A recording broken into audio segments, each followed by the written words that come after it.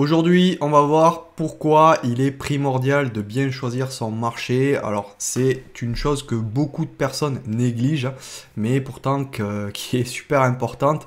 Comme vous devez le savoir, hein, chaque personne, chaque trader a une affinité par rapport à un marché, à un style de trading, à une façon de trader, à une manière de voir le marché que les autres n'ont pas forcément. On est tous uniques par rapport à un marché.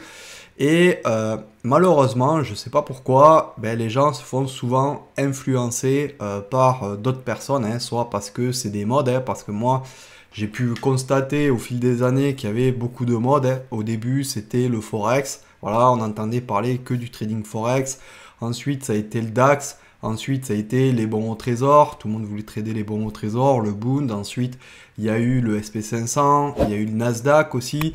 Donc, en fait, voilà, c'est un effet de mode, hein, et ça se comprend parce que à un moment donné, ben voilà, utiliser tout le temps les mêmes marchés, tout le temps la même rengaine, eh bien les gens, ben, ils se lassent, hein, forcément, c'est du marketing. Et quand on apporte quelque chose de nouveau, eh bien voilà, ça attire les gens, ça attire, ben voilà, hein, le chaland, hein, comme on dit.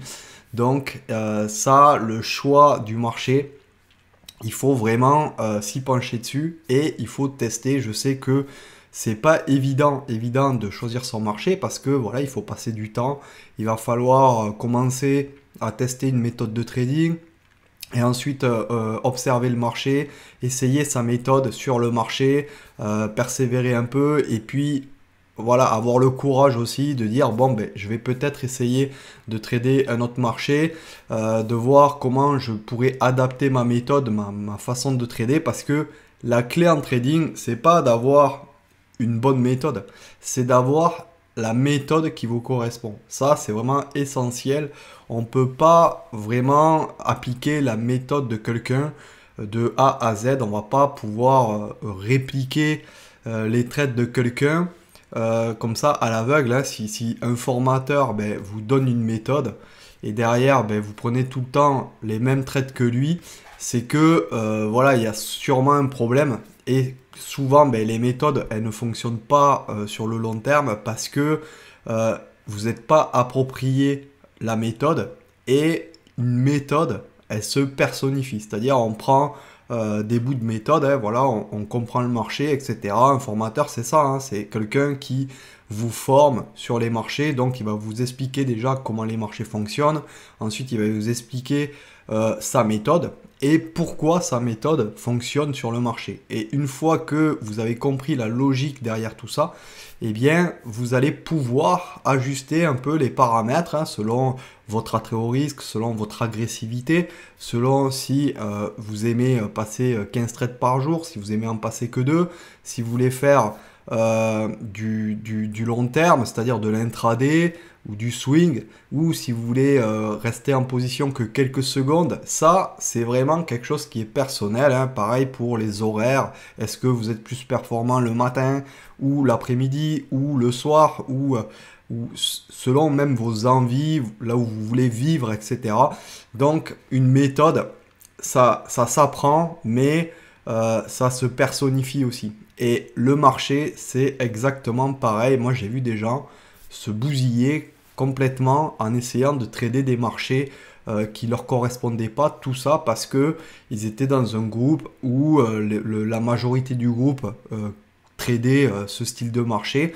Et cette personne, ben voilà, à un moment donné, elle était à deux doigts d'arrêter le trading, hein, de mettre à la poubelle des années et des années d'apprentissage, des années sur les graphiques, hein, des heures et des heures à trader. Et voilà, juste avant d'abandonner, eh bien, elle a eu la bonne idée d'aller chercher ailleurs, voir qu'est-ce qu'il y avait comme autre marché. Et elle s'est retrouvée sur un marché qui lui correspondait. Et maintenant, c'est un trader gagnant.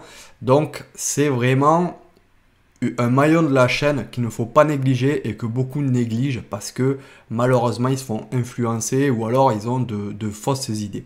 Alors ici dans cette vidéo on va aller voir les différents marchés, on va aller essayer d'aller voir en surface, hein.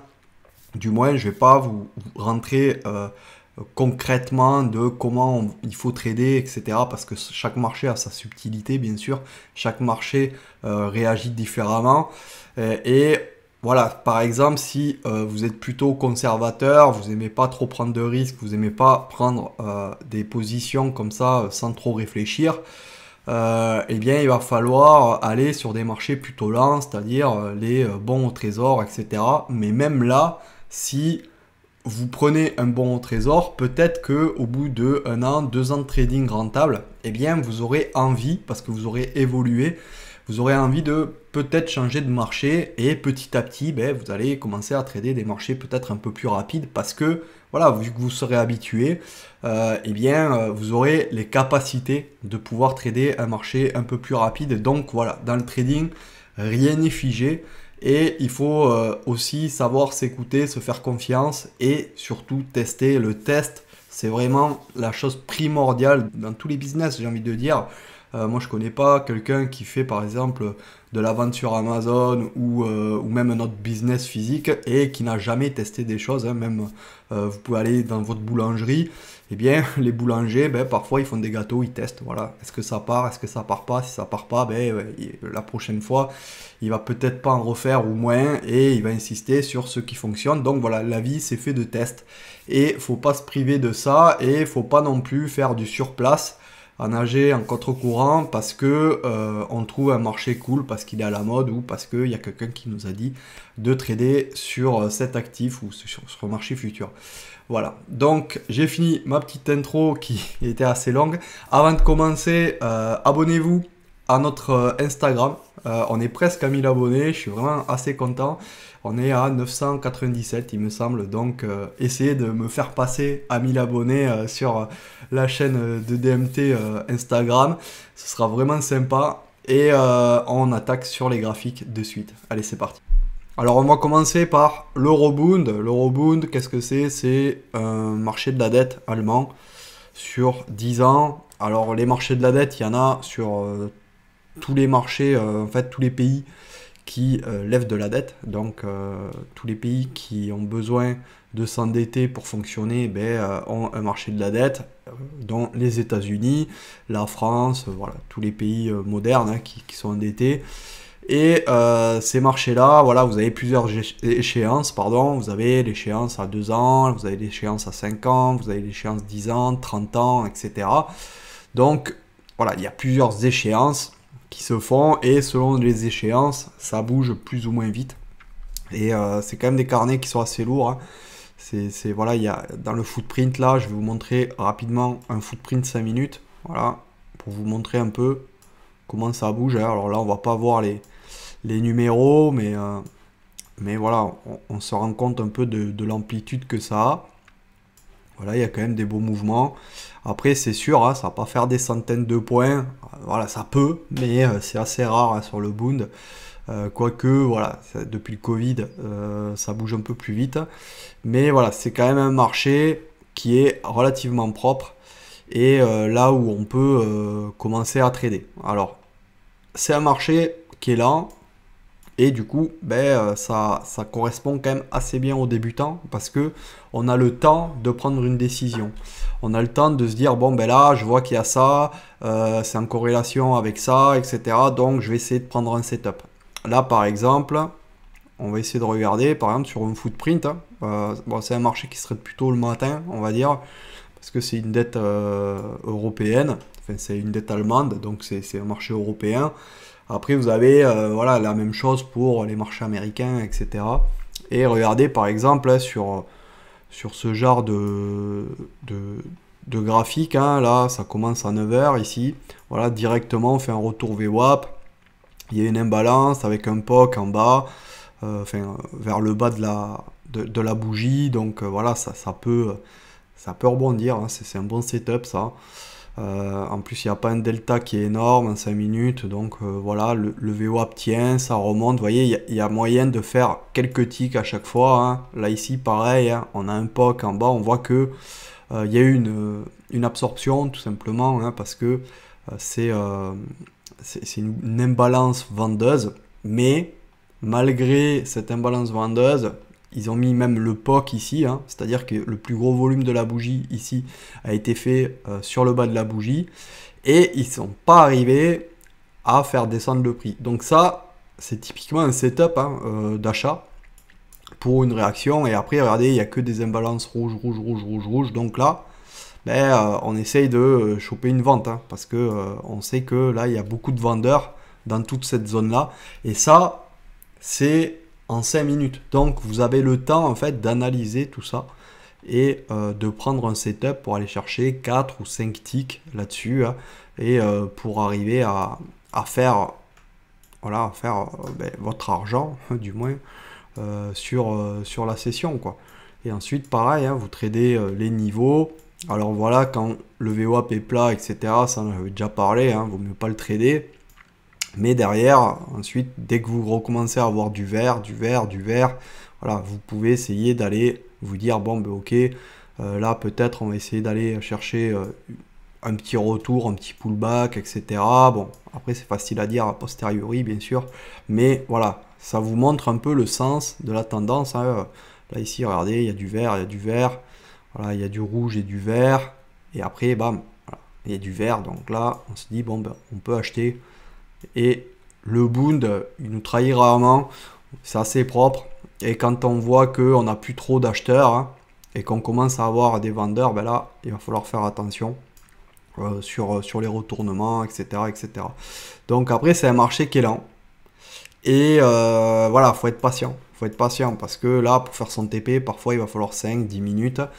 Après, on peut aller voir peut-être sur un autre graphique. Je vais aller voir un 4 tick reversal. Là, vous voyez qu'au niveau du 4 tick reversal, et vous voyez, il y a eu quasi pas trop de mouvements, quoi.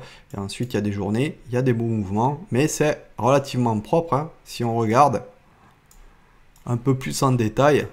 Voilà, bon, là, on voit qu'on a un range jusqu'à à peu près 13 heures. Donc, le range, ben, ça se trade, hein. Un range, c'est souvent facile à trader, surtout sur le Bund, parce que sur les hauts, on va avoir des imbalances, etc.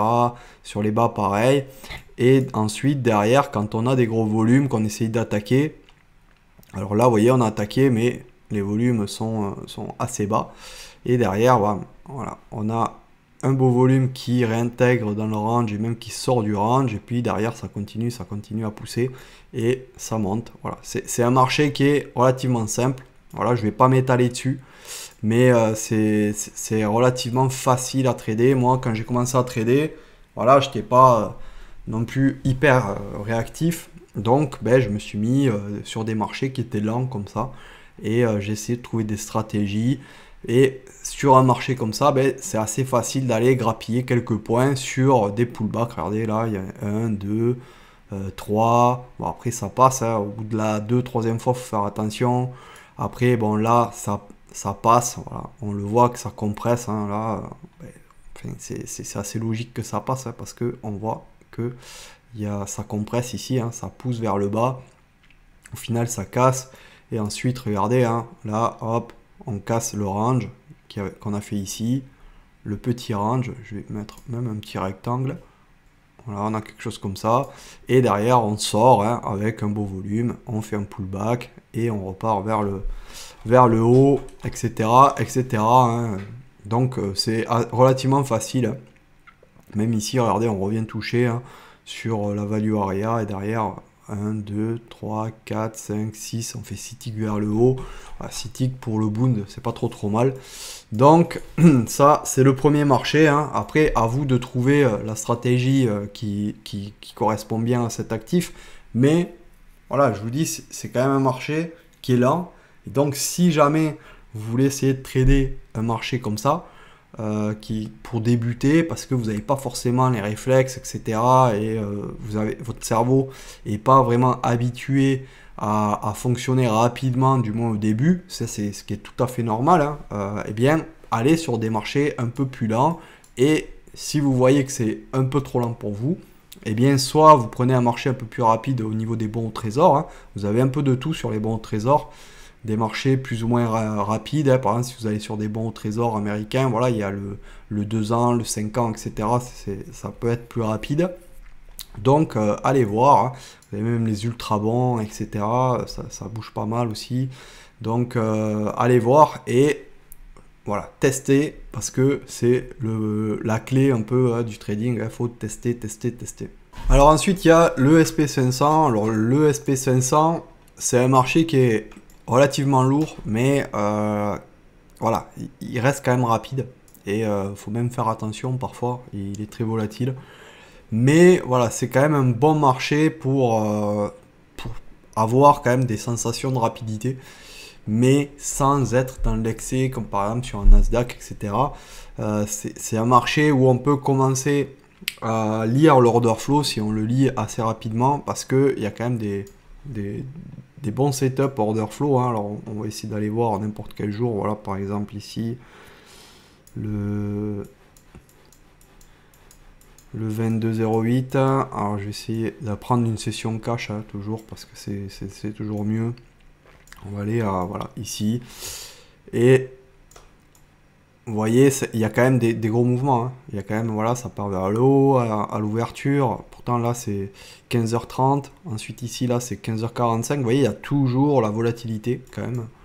Et il faut faire attention avec ce genre d'indice, parce que ce genre d'indice, il est bien, mais voilà, on peut quand même perdre pas mal d'argent. Alors là, bah, bien sûr, sur un boon, il n'y a pas de micro-lot, mais sur un SP, là, il y a des micro-lots pour s'entraîner. Voilà, on peut trader soit en démo, soit en micro-lot. Le micro-lot, c'est 1,25€ le tick. Donc voilà, c'est pas exagéré non plus. Ensuite, en mini-lot, c'est 12,50 le tick. Donc, c'est en dollars, pardon, hein, c'est pas en euros. Donc, voilà, il y a moyen de faire quelque chose. Hein, et puis, regardez. Alors, il y a des grosses baisses. Voilà, il y a des grosses baisses, etc. Avec des creux de liquidité. On arrive à voir quand même les creux de liquidité. On arrive à avoir des imbalances, etc. C'est quand même relativement cohérent. Les niveaux, voilà, comme par exemple l'open, il y a CD close, etc. Il y a des scalps à faire. Hein. Il y a à chaque fois un petit retour. Et voilà. Bon, après, il faut avoir une stratégie hein, là-dessus, parce que sinon, on se fait lessiver. Mais voilà. Par exemple, si vous prenez peut-être un footprint, ça va peut-être être compliqué un peu au départ si vous n'êtes pas formé. Mais si vous prenez par exemple un catic réversal, je vais chercher. Voilà. Un catic réversal. On va aller chercher une journée au hasard. Hein. Là, c'est le 6,08. Hop. On va zoomer un peu. On va se mettre en session cash. Voilà. Alors moi j'ai quelques tracés, hein, parce que voilà, hein, c'est mes analyses personnelles. Hein. Mais regardez, hein, ça fonctionne relativement bien quand même. Alors 15h30 à peu près, l'ouverture elle est ici. Vous voyez, ça bouge quand même pas mal. Hein. Mais regardez, bon, au début, bah, bien sûr, à l'ouverture, il faut faire attention. Il faut plus rester spectateur. Au moins les 3 à 5 premières minutes. Au moins les 5 premières minutes. Après, une fois qu'il commence à se calmer, voilà, on peut commencer à essayer de le trader. Regardez, à chaque fois, hein, on a des retours ici sur des niveaux avec des extensions, des SG, là, des standards déviation du VWAP. Voilà, ça rebondit, etc. Donc, c'est relativement pertinent. Du moins les premières fois. Hein. Alors, à chaque fois, les niveaux, ils fonctionnent relativement bien. Regardez, même ici, SG2. Vous voyez, il y a un petit retour, hein, si on arrive à le prendre assez près. 1, 2, 3, 4, 5, 6, 7, 8, voilà. 8 ticks, hein, c'est largement assez pour faire de l'argent. Hein. Là, pareil, hein, on a un retour VWAP. Ici, bon, on a un petit retour. Mais je pense que celui-là, peut-être il est perdant. Mais derrière, ensuite, regardez, hein, il y a du volume en augmentation. On casse le VWAP. On fait un pullback dessus. Et on repart vers le haut. Même on a une deuxième occasion, bon celle-là elle est assez loin, et on a une troisième occasion ici hein, qui est assez proche du VWAP à 1-2 ticks. En plus on a un valet, donc c'est assez pertinent, et on voit que les volumes, ben, là après ils sont en diminution, et ici on a quasi plus de volume, donc voilà, il n'y a pas d'attaque vendeuse, et ça remonte tout simplement. Ensuite ici voilà pareil, on voit qu'on casse les plus hauts, on a un pullback sur zone, etc. etc. Donc c'est un marché qui est sympa aussi, mais par contre il va falloir être réactif, parce que là, regardez ici par exemple, là, sur ce niveau-là, on va être à 16h. et 15 secondes, ensuite 16h et 25 secondes, 16h et 32 secondes. Vous voyez, là, entre la première bougie qui vient chatouiller un peu le VWAP et la dernière, ben, il se met, ben, voilà, on a même pas, on a 20 secondes. Et 20 secondes, quand on est devant les graphiques, c'est assez rapide. Parce qu'on est concentré, etc., ça passe vraiment vite. Et si on se loupe le mouvement, après, ben voilà, c'est mort. Hein. On va pas rentrer ici avec un stop comme ça. On fait du scalping. Donc, il faut vraiment le prendre le plus bas possible. Et il faut être réactif. Et là, pareil. Hein. Là, regardez ici, ce retour-là. Il est magnifique. Ici, 16h03 et 53 secondes. 16h04 et 1 seconde. Et là, la bougie, elle change. 16h04 et 15 secondes. Vous voyez, il y a à chaque fois 10-15 secondes pour prendre le trade et voilà, pas se louper parce que vous voyez, à chaque fois, les retours, ils sont quand même assez violents. Donc ça, c'est aussi une bonne solution. Après, il y a aussi d'autres méthodes pour le trader, hein, le SP, voilà, on peut le trader graphiquement. Ça fonctionne, on peut le trader graphiquement avec corrélation comment dire, du footprint, de tout l'order flow, quoi, du carnet d'ordre. Il y a aussi le market profile, voilà, qui donne de très bonnes zones. Il y a tout ça en fait hein, qui est vraiment sympa à faire sur le SP. On peut trader de différentes manières. Je connais même des gens, ils tradent avec du SMC sur le SP500. Bon, bien sûr, c'est de l'intraday ou du swing trading, c'est du plus long terme. Mais voilà, c'est faisable. Hein. Et regardez, les niveaux, à chaque fois, ils sont quand même assez bien respectés. Donc, si on fait une corrélation de tout ça, en théorie, on peut arriver à gagner, quoi. Et après, voilà, il faut avoir des stops relativement courts, faut pas perdre beaucoup. Et quand on gagne, il faut gagner quand même un peu plus que ce que l'on perd en général. Il faut avoir un risk-reward qui est bon. Et ensuite, voilà, hein, ça va tout seul, quoi. Et ça, un marché comme le SP, c'est vraiment très intéressant parce que il y a beaucoup d'opportunités dans le SP500. Et donc, même si on n'est pas rodé à avoir l'esprit à cliquer de suite, etc., eh bien, on peut s'en louper 1, 2, 3 opportunités. On va toujours en avoir une autre dans la session. Alors que le Bund, si on s'est loupé le bas de range, il va falloir attendre un moment avant de le retrouver le haut de range ou de retrouver encore le bas de range si on veut rester dans un sens de la tendance, etc. Donc ça, c'est intéressant au niveau du SP. Là, regardez, c'est en direct. Là, je suis en train de voir. Là, ici, regardez, en direct. Bon, désolé, le croisillon, là, il est rouge. Hein. Donc, du coup, vous n'allez pas forcément voir. Je vais le mettre en vert. Voilà, je l'ai mis en vert. Là, ça devrait être un peu plus visible quand même. Parce que quand je filme Sierra Chart, je ne sais pas pourquoi... la souris ne fonctionne pas, hein, ça se perd, la souris se perd, donc vous ne voyez que le croisillon. Et là, regardez, hein, par exemple, on a voilà, sur du 5 secondes, hein, une cassure de niveau, derrière on a un petit pullback direct après, et si on ne s'est pas pris le pullback ici, il y a moyen toujours de revenir choper le pullback là, et derrière, regardez, 1, 2, 3, 4, 5, 6, 7, voilà, il y a 6 ticks, au moins les 4 ticks sont faits, quoi. Les 4 ticks sont faits, même si on rentre pas en bas, on rentre sur le niveau, c'est un niveau solide, etc. Après on y revient, il n'y a pas trop de volume, etc. Bon, on est plus dans le sens de la tendance. Voilà, il y a moyen de prendre des beaux setups hein, sur ce genre de futur. Hein. SP500, regardez ici pareil, hein. Là ça marche très bien, ici pareil, bon ça c'est pas des niveaux que je trade personnellement parce que regardez, ça peut être traversé, mais voilà c'est des niveaux, la première fois qu'on y va, généralement voilà on peut rebondir, voilà, il vaut mieux être un peu patient et regarder un peu ce qui se passe avant de prendre le short directement comme un pullback ou on y va un peu comme un bourrin parfois, et encore vaut mieux avoir des petites confirmations, mais vous voyez, c'est tout à fait possible d'avoir, de faire son trading scalping là-dessus et de louper pas mal d'opportunités. C'est pas grave parce qu'on en aura d'autres. Regardez là par exemple la standard déviation ici, là, on vient la taper. Derrière 1, 2, 3, 4, 5. Voilà, on fait ces 5 ticks, hein, alors que c'est pas une session cash, hein, c'est 14h30. Hein, donc, session cash, là, on se fait 6-7 ticks plus facilement. Donc après, voilà, faut faire attention à la gestion des pertes, etc. Mais regardez, dès qu'on vient toucher un niveau, on s'en rapproche, bam, il y a réaction. Ensuite, il y a un autre marché que je voulais vous parler.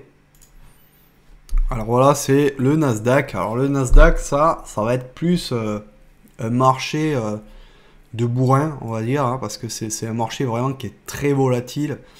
Et voilà, du coup, ben, il va falloir avoir des stops un peu plus larges. Bon, après, il coûte moins cher, hein, il coûte 5 $ le tick. Mais voilà, c'est un marché, il va plus falloir prendre des impulsions dessus.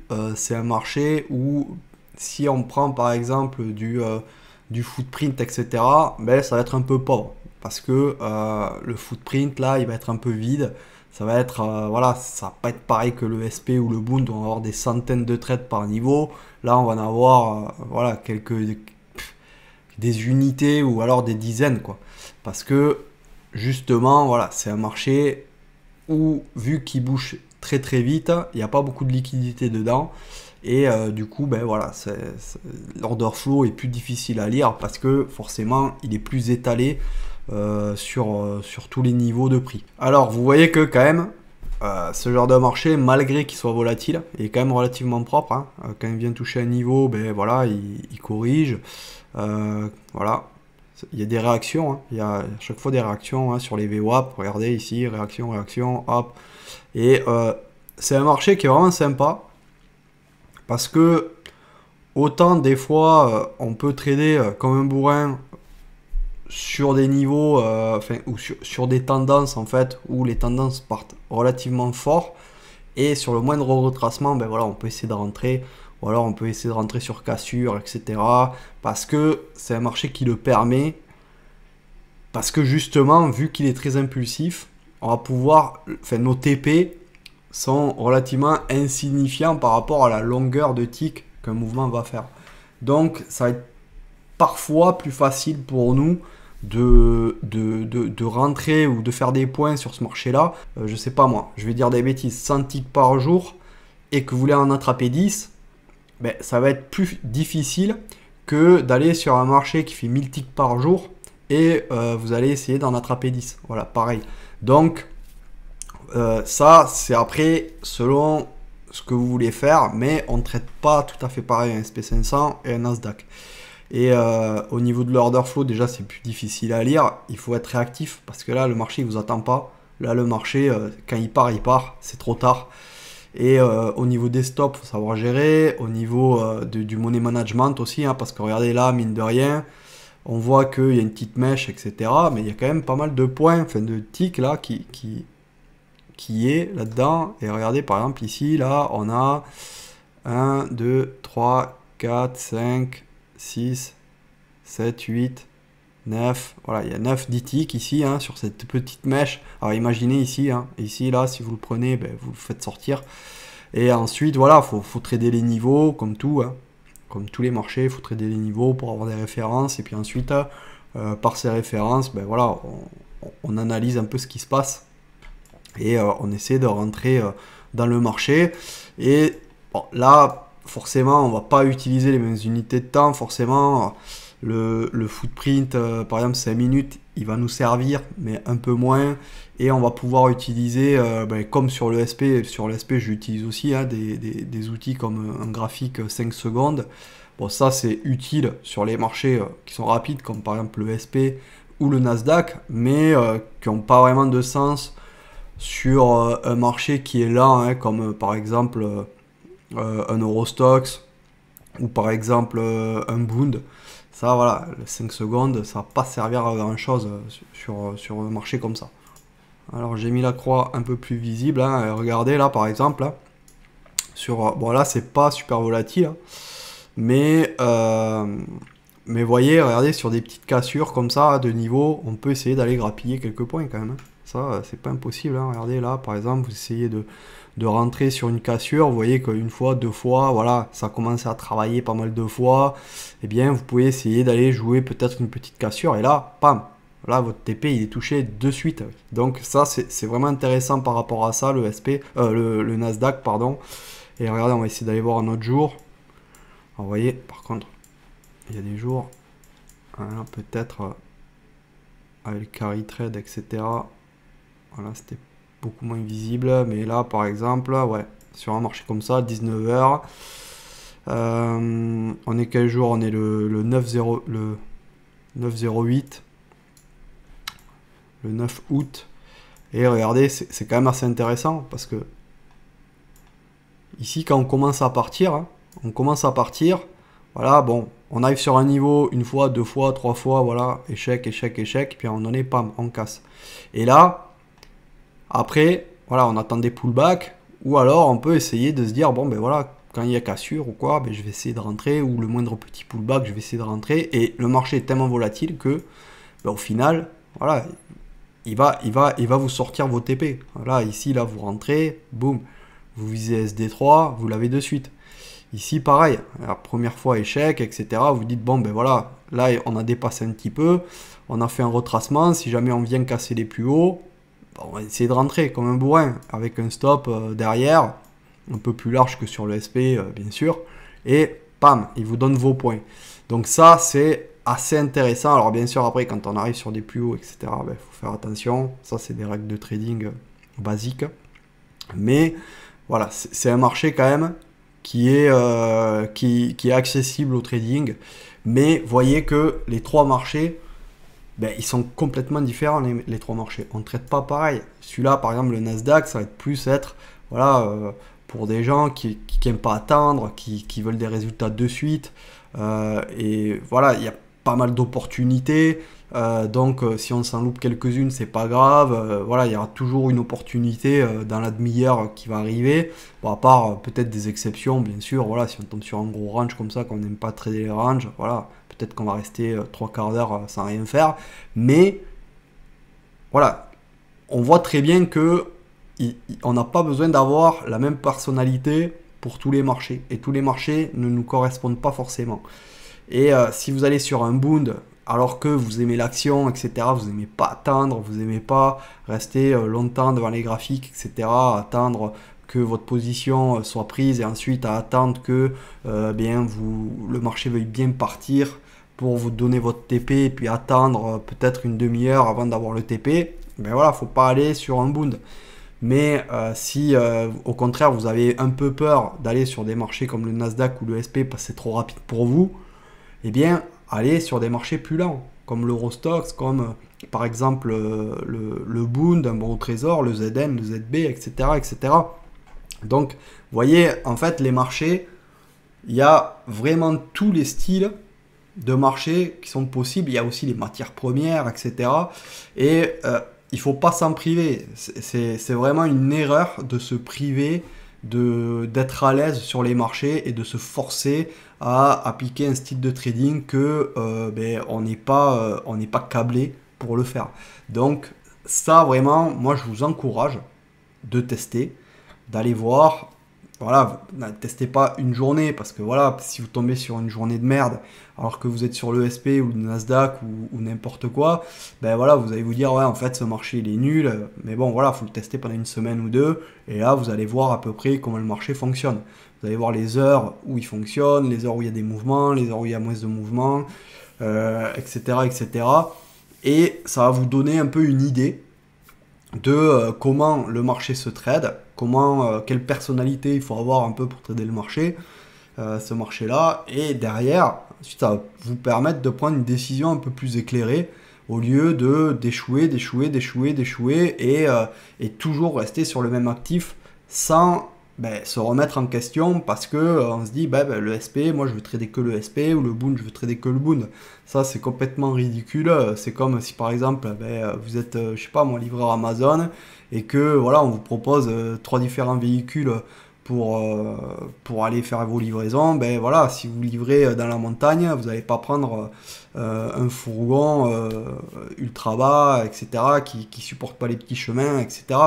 Parce que voilà, vous adaptez votre outil de travail quoi, au terrain. Et ben là, c'est un peu pareil. Le terrain, c'est vous.